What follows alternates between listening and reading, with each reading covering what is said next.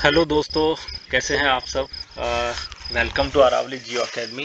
Today we are going to discuss the next part of the climatology. इस video में हम जो है वो कवर करेंगे अपना CO2 के बारे में। ठीक है, हम पहले ही एटमॉस्फेयर का ओरिजिन पढ़ चुके हैं और एटमॉस्फेयर का जो प्रेजेंट कंपोजिशन है वो हम बहुत डिटेल में पढ़ चुके हैं। अभी जो हम है CO2 के बारे में देखेंगे। ठीक है, कि CO2 कैसे बढ़ रहा है, कैसे एंटर हो रहा है, कैसे रिमूव हो रहा है। तो कार्बन डाइऑक्साइड जो है अपने एटमॉस्फेयर का 0.04% पार्ट बनाता है। अभी उतना कंसंट्रेशन है CO2 का वर्तमान एटमॉस्फेयर में। ठीक है, ये एंटर कैसे हो रहा है, वेजिटेशन डीके की वजह से एंटर हो रहा है। इसको हम एक पिक्चर से देख लेते हैं पूरा कि कैसे वो एंटर होता है। तो इस पिक्चर को आपको बहुत अच्छे से समझना है ताकि आपको एक ही पिक्चर में सारा कहानी समझ में आ जाए। ठीक है, यहाँ पर दो टाइप की लाइंस आप देख रहे होंगे, एक ब्लू लाइंस है, एक रेड लाइंस है। ठीक है, 3 रेड लाइंस है और 5 ब्लू लाइंस है।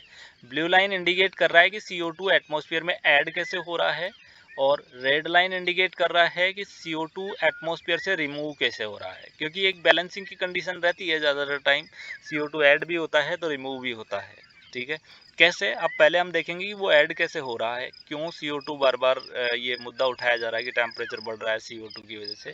तो देखते हैं पहला, ये कोई इंडस्ट्रियल एरिया है जहाँ फैक्ट्रीज वगैरह है जिनमें फॉसिल फ्यूल कंबक्शन हो रहा है। तो इस फॉसिल फ्यूल कंबक्शन की वजह से CO2 लगातार एटमॉस्फेयर में ऐड हो रहा होता है।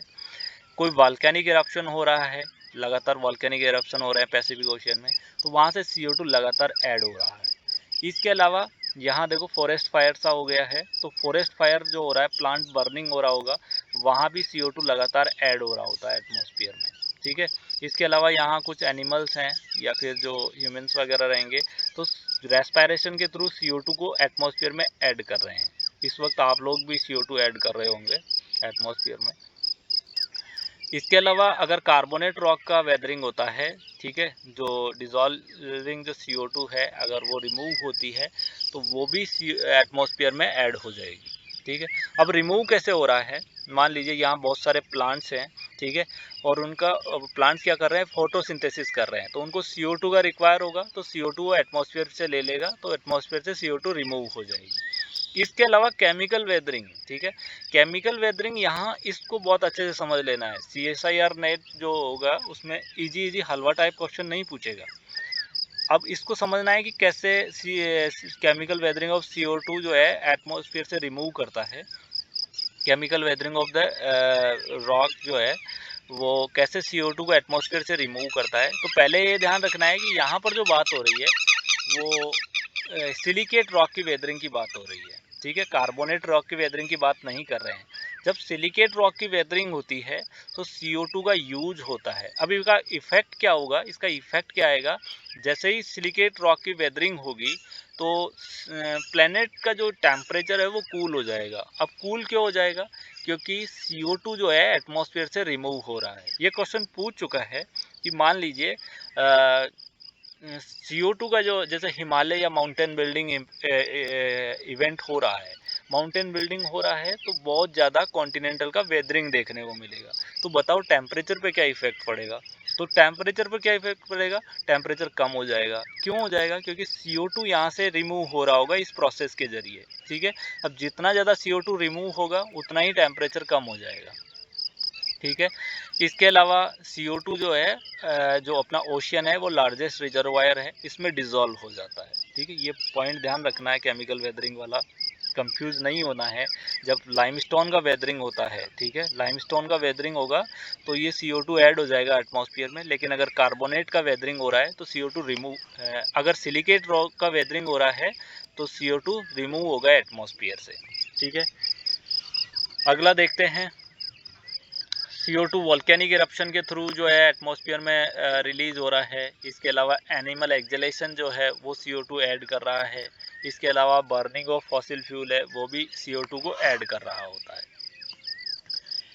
डिफोरेस्टेशन की वजह से सबसे ज़्यादा CO2 इंक्रीज हो रहा है। ठीक है, डिफोरेस्टेशन की वजह से कैसे हो रहा है इसको समझना ज़रूरी है।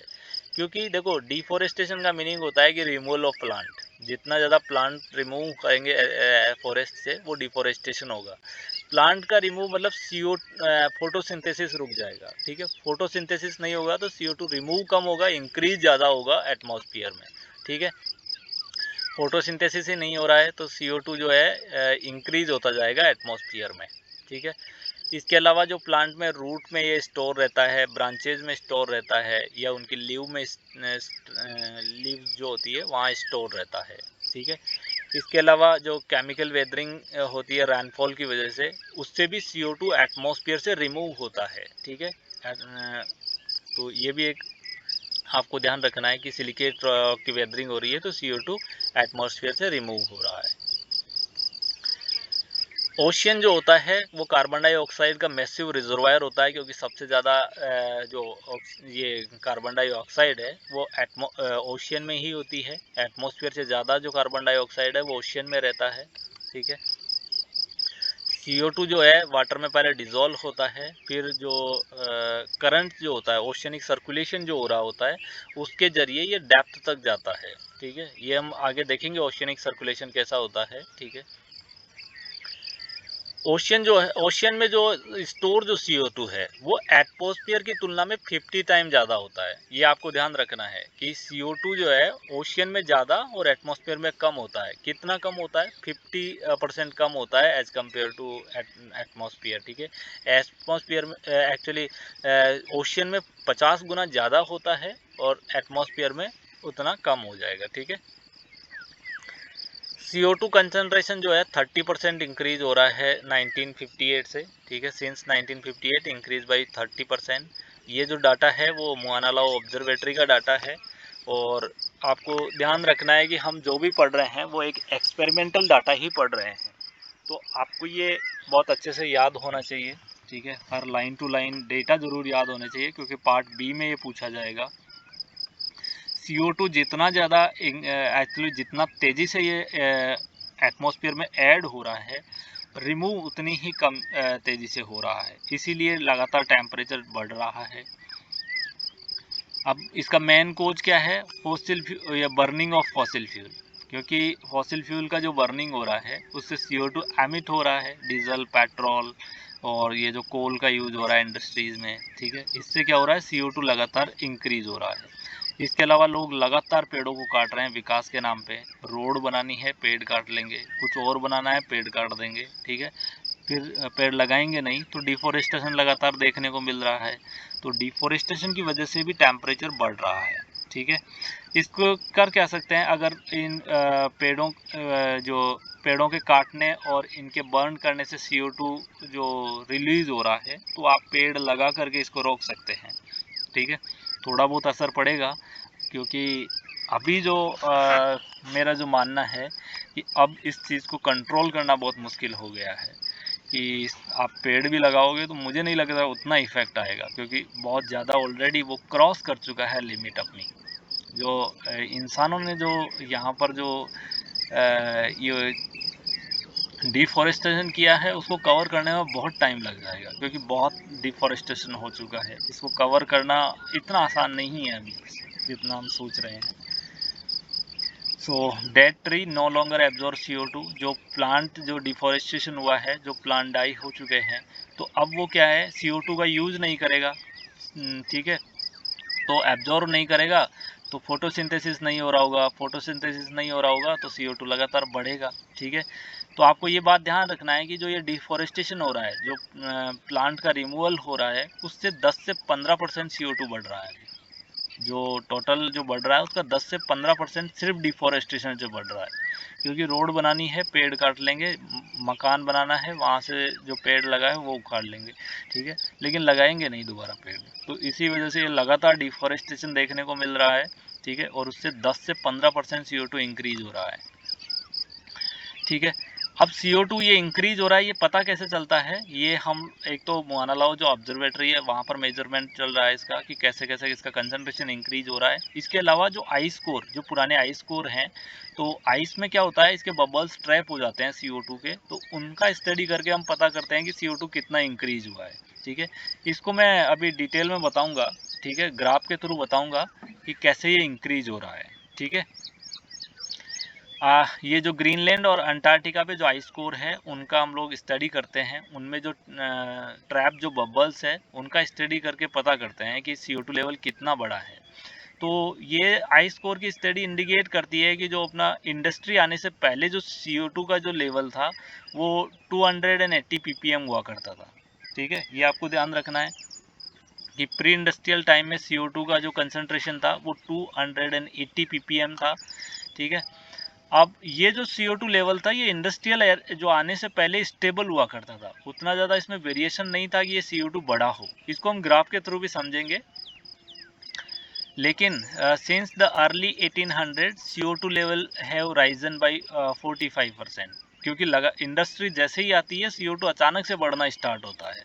ठीक है, ice core show the current CO2 level is highest in 3 million year. Ice core का स्टडी ये बताता है कि लास्ट 3 मिलियन ईयर में ही CO2 इतना बड़ा है। CO2 जो एनुअली, ये पॉइंट ध्यान रखना है, CO2 एनुअली जो इंक्रीज हो रहा है वो 0.5% इंक्रीज हो रहा है, या फिर ये कहें कि ये 2 ppm पर ईयर इंक्रीज हो रहा है। अभी जो करंट में जो CO2 का कंसंट्रेशन है वो 410 ppm है। ठीक है, 410 ppm जो पार्ट्स पर मिलियन है वो CO2 का कंसंट्रेशन है, और ये 0.5% एनुअली बढ़ रहा है, या फिर ये कहें कि 2 ppm एनुअली बढ़ रहा है।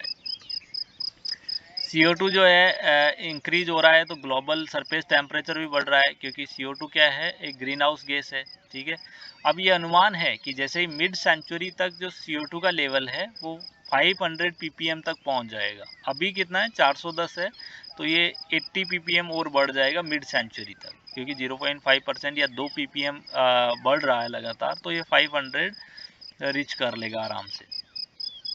फॉसिल फ्यूल, अगर जो fossil fuel emission cut are needed to prevent this rise, अगर फॉसिल फ्यूल एमिशन को कम किया जाए, फॉसिल फ्यूल जो बर्निंग हो रहा है उसको कम किया जाए, तो हो सकता है कि हम यहाँ तक इसको जो ये इतना तेज़ी से बढ़ रहा है उसको रोक सके।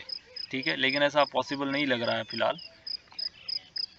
कार्बन डाइऑक्साइड जो है, जैसे वाटर वेपर एक ग्रीन हाउस गैस है, वैसे ही कार्बन डाइऑक्साइड भी एक ग्रीन हाउस गैस होती है, जो कि आउटगोइंग जो अर्थ का रेडिएशन होता है उसको ट्रैप कर लेती है। उसके ट्रैप करने से क्या होगा, टेम्परेचर इंक्रीज हो जाएगा, ग्लोबली टेम्परेचर इंक्रीज देखने को मिलेगा। ठीक है, अब हम इस डेटा में समझेंगे कि CO2 कैसे बढ़ रहा है। ठीक है, तो ये 1958 से लेकर के 2019 तक का डेटा है, जो ये बताता है ये ग्राफ कि CO2 देखो कंटिन्यूसली इंक्रीज हो रहा है। ठीक है, CO2 लगातार बढ़ता जा रहा है। सवाल ये आता है कि ये जिगजैग क्यों है, तो इसको भी समझ लेना है कि ये जिगजैग क्यों है। ये सीजनल वेरिएशन को दिखाता है। ठीक है, सीजनल वेरिएशन कैसे, कि जैसे समर टाइम है, ठीक है, बारिश हुई है, अच्छी खासी बारिश है, अच्छे खासा न्यूट्रिएंट है, तो CO2 क्या होगा, प्लांट बहुत ज़्यादा फोटोसिंथेसिस करेंगे, तो जितना ज़्यादा फोटोसिंथेसिस होगा CO2 एटमॉस्फेयर में कम होगा। तो ये जो बिलो जो लाइंस दिख रही है, ठीक है, ये नीचे एक ऊपर नीचे ऊपर, तो ये नीचे वाली लाइन इंडिकेट करती है कि ये समर सीजन था, क्योंकि प्लांट का ग्रोथ ज़्यादा था, प्रोडक्टिविटी ज़्यादा थी, CO2 का रिमूवल एटमॉस्फेयर से ज़्यादा हुआ तो CO2 कम हो गया। लेकिन जैसे ही विंटर सीजन आता है तो प्लांट की डेथ हो जाती है। ठीक है, और फोटोसिंथेसिस कम हो जाता है तो CO2 बढ़ जाएगा, बढ़ेगा घटेगा बढ़ेगा घटेगा, लेकिन ओवरऑल देखें तो वो बढ़ ही रहा है।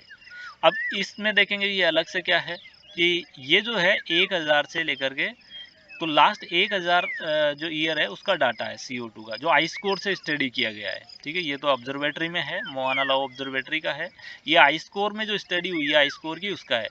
तो ये माना जाता है कि लास्ट जो 1800 से पहले का जो टाइम था, जब इंडस्ट्री नहीं आई थी, उससे पहले का टाइम देखो, उसमें CO2 लगभग स्टेबल है, उतना ज़्यादा नहीं बढ़ा है। ठीक है, लेकिन जैसे ही इंडस्ट्री आई है CO2 अचानक से बढ़ गया है, सडनली इंक्रीज हुआ है। जो ये ब्राउन एरो है वो तो डाटा है आइस कोर का, और ये जो ब्लू वाला लाइन है ये मोआना लाओ ऑब्जर्वेटरी का डाटा है। ठीक है, यहाँ यूज किया गया है, तो आपको ये ध्यान रखना है। CO2 जो लास्ट 120 साल में 1 डिग्री टेम्परेचर बढ़ा गया है। ठीक है, एवरेज सरफेस टेम्परेचर जो राइज हुआ है लास्ट 120 साल में वो 1 डिग्री बढ़ा है, या 1.8 डिग्री फ़ारेनहाइट बढ़ गया है।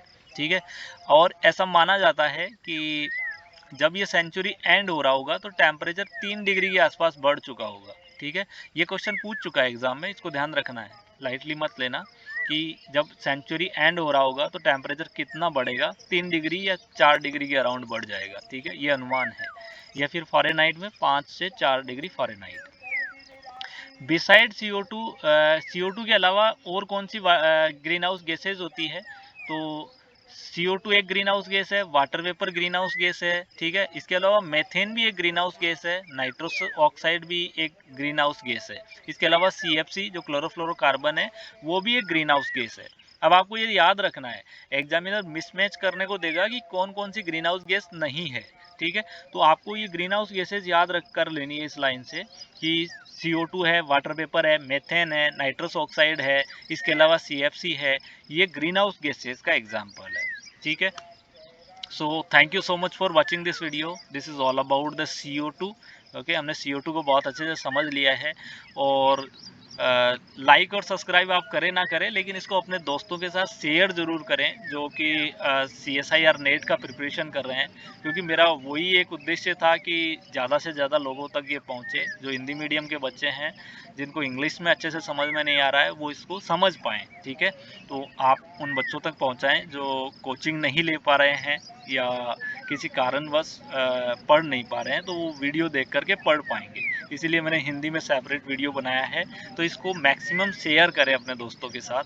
So thank you again.